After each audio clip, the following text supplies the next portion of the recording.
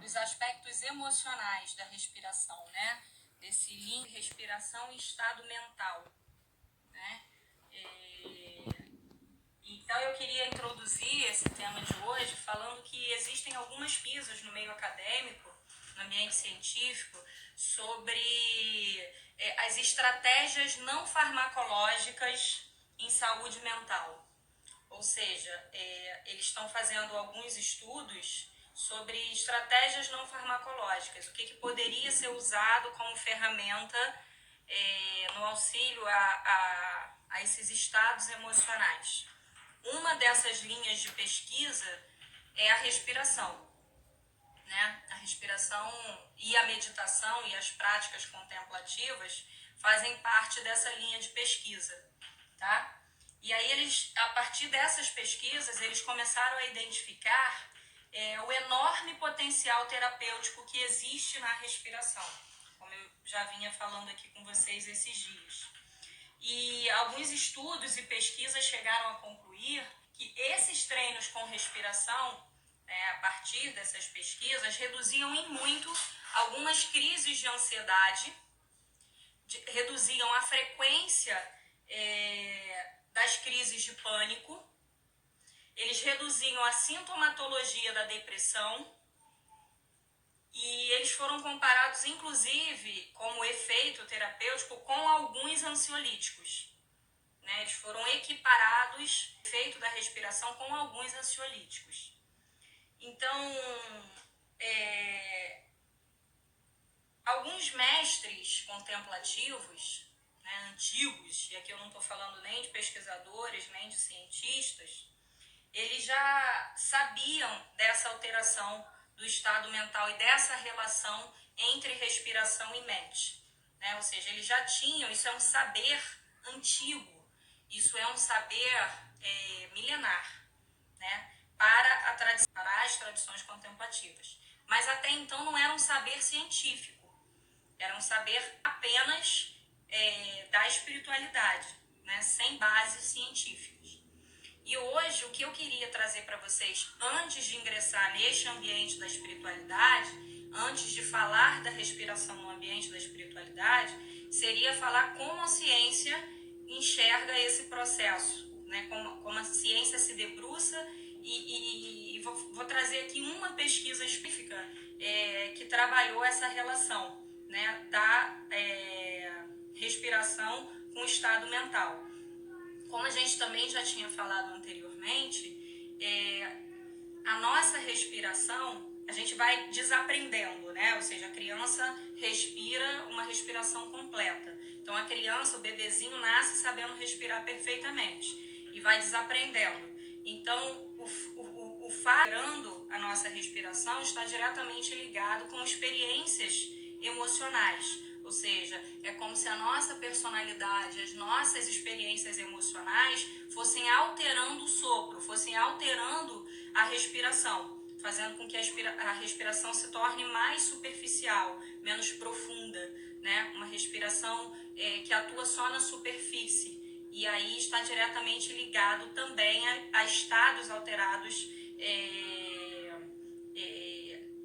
de mente, né? Na verdade, a gente fica com alguns estados de alteração, de humor, estados alterados emocionais, e a gente vai ver que isso está diretamente ligado também a essa superficialidade da nossa respiração. E aí, o que eu queria trazer para vocês, que antes também da ciência descobrir, e até mesmo as tradições de espiritualidade já sabendo desse efeito terapêutico da respiração, isso também já é uma sabedoria popular, né? Acho que ontem a gente citou isso aqui também, que como sabedoria popular, quem aqui nunca ouviu a pessoa falando, quando alguém está passando por uma crise, está muito nervoso, muito ansioso, né, muito descompensado, descontrolado emocionalmente, o que é a primeira coisa que você que está do lado dessa pessoa vai falar? Calma, respira, né? A vovó já falava isso, a mãe já falava isso, né? O professor já falava isso, e a gente continua usando essa expressão, né? O psicólogo, o terapeuta também, quando você chega muito agitado, calma, respira, vamos dar uma equilibrada, né? Dar uma assentada ditado, ou seja, isso já é usado como sabedoria popular. Só que até então, a gente não entende por que se fala isso, por que se usa esse ditado, respira, né? O famoso respira e não pira, né? Inspira, expira, não pira. Por que a gente costuma dizer que a respiração pode ajudar nesse não pirar? Hoje a ciência, hoje já há algum tempo, acho que uns 4, 5 anos, a ciência tem pesquisado sobre esses aspectos não farmacológicos, incluindo a respiração. E o que um grupo de cientistas americanos, eles descobriram que existe um grupo de neurônios, que esse grupo de neurônios ele fica exatamente aqui, no tronco encefálico, nessa base aqui do encéfalo. Né? Esse grupo de neurônios que fica aqui, ele seria responsável por controlar alguns aspectos da respiração. E o que eles perceberam? Essa pesquisa, ela foi publicada, se eu não me engano, não sei se foi em 2016 ou 2017, numa revista científica, Science, que é uma revista americana. E eles foram fazer essa pesquisa com camundongos. E eles perceberam que nesse grupo de neurônios que existia aqui na nossa base, do tronco encefálico, que eram responsáveis por diversos tipos de respiração, porque a gente tem respirações diferentes, né? Quando você está comendo, é uma respiração, quando você está suspirando, é outra respiração, quando você está soluçando, quando você está bocejando, são respirações distintas. E aí eles pesquisaram nesse camundongo, eles fizeram o quê? Eles eliminaram um subgrupo desses neurônios, e aí ao eliminar um desses subgrupos, eles perceberam que esses camundongos pararam de bocejar. O camundongo não bocejava mais, foi eliminado o bocejo. E aí eles perceberam que então esse neurônio que era responsável por esse aspecto poderia ser ali manipulado, né? E aí eles fizeram isso com outro subgrupo de neurônios. E aí o que eles observaram quando eles fizeram esse outro subgrupo? Eles perceberam que nenhum outro aspecto da respiração foi alterado. Mas, ao mesmo tempo, eles perceberam que os ratinhos ficaram extremamente calmos, tranquilos, relaxados, completamente relaxados, como sob efeito, né, de um ansiolítico, digamos assim. Né? Esses ratinhos ficaram completamente relaxados. Independente da maneira que eles estressavam o rato, o camundongo, ele ainda assim permanecia, porque em laboratório eles fazem técnicas de estressar o animal para poder fazer os experimentos, né? E mesmo estressando o animal, o bicho continuava lá, o rato continuava lá relaxado, em estado de relaxamento. E aí, o que eles perceberam? Que existia, então, um grupo de neurônios que eles chamaram de neurônios espiões da respiração.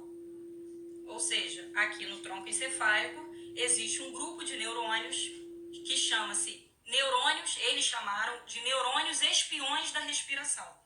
Ou seja, como a respiração é um processo tão importante, né, ou mais importante, como a gente falou ontem, da nossa vida, né, é um aspecto elementar, aliás, é o elemento mais importante da vida, do início ao fim, né, a gente é atravessado por ele em todo o tempo que a gente está vivo. Eles perceberam que existe um neurônio que fica ali responsável, né, por espiar a respiração. E esses neurônios que ficam ali apenas observando a respiração, quando eles percebem um aspecto diferente da respiração, ou seja, eles perceberam que a respiração está diferente, né? Mudou, a respiração está curta, está superficial, não está profunda, eles começam a enviar um sinal para o cérebro, para uma outra região cerebral, para uma outra área cerebral, dizendo que alguma coisa não vai bem. Ou seja, a respiração está curta, está pouca, está entrando pouco ar, está superficial. E aí esses neurônios espiões, né, que espiam a respiração, começam a informar para uma região cerebral também no tronco cefálico que alguma coisa não está fluindo muito bem. E aí o que acontece nesse momento? Quando eles levam essa informação, essa outra área cerebral começa a produzir noradrenalina. E a gente sabe que a noradrenalina é um hormônio de estresse, né? Um hormônio mais ansiosos, né, mais agitados, mais inquietos. Quando você começa a liberar noradrenalina, você fica mais agitado, né? A gente é atravessado por uma agitação. E aí, o que acontece? O que esse experimento ele pode trazer não só de conclusão, mas né, para que a gente possa refletir. Se a gente tem, né, essa informação que é enviada para uma outra região do cérebro, dizendo que a respiração está curta, está superficial, e aí você começa a disparar noradrenalina, você vai ficando mais agitado, significa que a sua respiração encurtada, superficial, ela está diretamente ligada com essa alteração do seu estado mental, né? Ou do seu estado de maior inquietação, agitação, estresse, inclusive de ansiedade, né? Ou seja, se você perceber, quando você está ansioso, quando você está agitado, a sua respiração é superficial, a sua respiração não é profunda, né? É uma respiração, né, que você percebe, está aqui em cima, né? Ela não é uma respiração completa. Por isso que a sabedoria popular já dizia, calma, para, respira. Né? Porque quando você respira profundo, você tem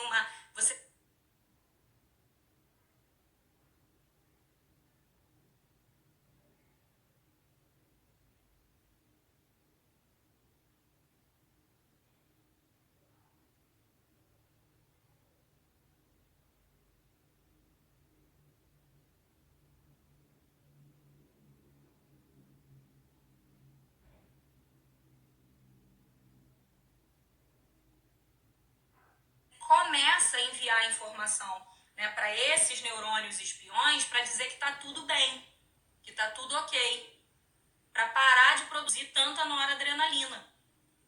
E aí, ao parar de produzir tanta noradrenalina, o indivíduo vai entrando num estado de calma, de tranquilidade, de quietude. Então, a respiração está diretamente ligada ao nosso estado mental, emocional. E isso nos interessa muito, porque quando a gente vai reduzindo, ou seja, isso cabe a nós, né? Nós temos o controle disso através do nosso processo respiratório, através daquilo que a gente falou ontem, de uma respiração consciente, controlada, lenta e profunda. Então, se embora essa seja uma função neurovegetativa, uma função autônoma do corpo, eu tenho a minha respiração, né, alterando ela de superficial para profunda, de rápida para lenta, por exemplo. E ao fazer isso, eu envio informações para o cérebro de que está tudo ok, de que está tudo bem. E ao estar tudo bem, eu reduzo, né, essa liberação de noradrenalina, de hormônio estressor no organismo. E aí a gente vai entendendo que a gente pode, então, manipular, né, o nosso estado mental através da respiração.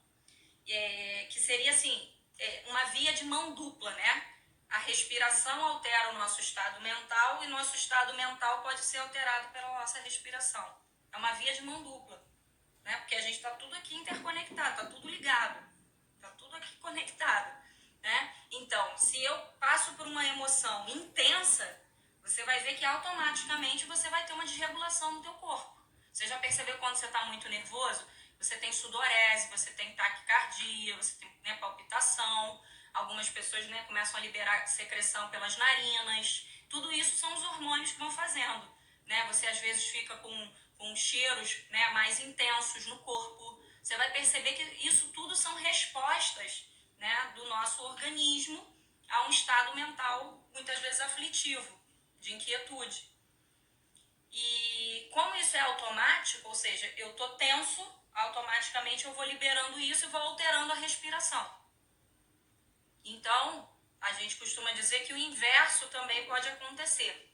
Eu tô tenso, eu começo a manipular a respiração para poder tentar aliviar, ou seja, como recurso não farmacológico, como recurso natural, o meu estado emocional.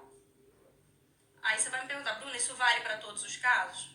Bom, claro que não, né? Não vale para todos os casos. Se o indivíduo está numa crise intensa, né, de ansiedade, de pânico, muitas vezes só a respiração não vai dar conta porque a gente já está num estado agravado, né, daquela patologia. Então, obviamente que a gente vai ter que ter uma intervenção farmacológica, né? Para isso que existe a medicina, né? E os fármacos também.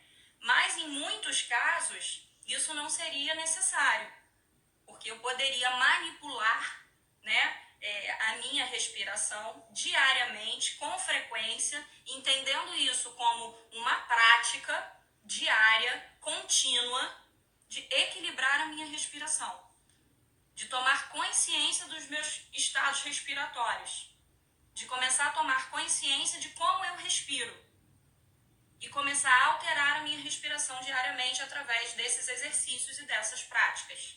Por isso a gente chama de práticas preventivas, porque a gente costuma usar isso diariamente como uma ferramenta para que você possa reduzir quadros maiores de ansiedade, de crise de pânico, até a redução da sintomatologia da depressão e de outros também, né? Entendendo que isso é uma ferramenta a mais e não farmacológica, então sem contraindicações, certo?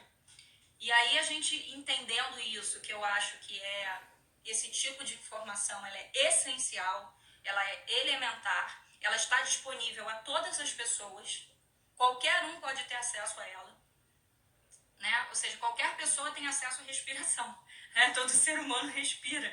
Então qualquer pessoa tem acesso a esse trabalho respiratório. Só que isso precisa de informação, isso precisa de prática, isso precisa de atividade. São informações que, no meu ver, são elementares e muito pouco divulgadas e muito pouco ofertadas por aí. A gente vê muitas informações sendo entregues às pessoas, mas algo que é prático e que pode ser utilizado no meu dia a dia, na minha vida diária, né, como uma respiração que está aqui acessível a mim o tempo inteiro. Por que a gente, né, não tem tanto acesso a isso? Porque a gente simplesmente achou que a respiração é algo básico demais para fazer tanto efeito assim no indivíduo. Mas nesse momento a gente está vendo que, embora seja básica, ela é elementar. E a gente só dá conta disso quando ela nos falta, né? Então, a ideia aqui é perceber que além da sabedoria popular, isso já era uma sabedoria milenar e agora uma sabedoria confirmada, comprovada pela ciência, né? Pelas pesquisas científicas. E aí a gente pode finalizar esse processo com aquela frase e aquele saber que eu acho que eu já trouxe aqui para vocês, que agora ele faz até um pouco mais de sentido. Né?